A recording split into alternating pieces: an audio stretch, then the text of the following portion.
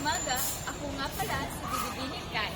At ngayon ay tatalakayin natin ang konsepto ng bayani. Ano nga ba ang ibig sabihin ng bayani? Ang bayani ay isang tao na gumagawa ng isang dakilang gawain.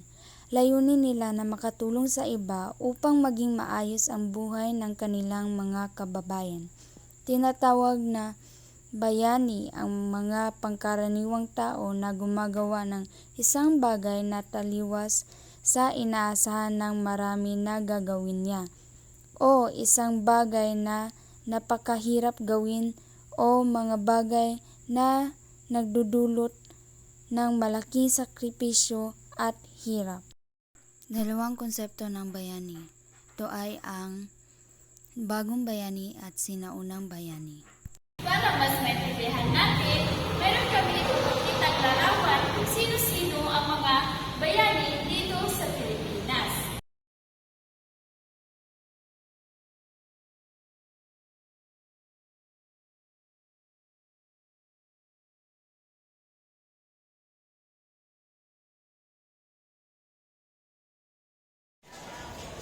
At yon ang ating mga pambansang bayani. At hindi lamang yan, meron tayong tinatawag na makabagong bayani.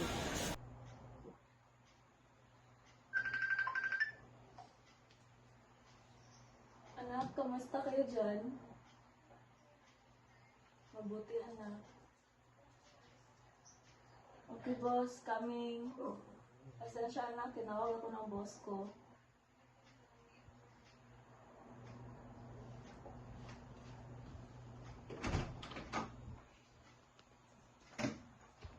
At iyon lamang ang mga konsepto ng isang pagiging bayani ng ating bansa. Iyon lamang, hanggang sa muli.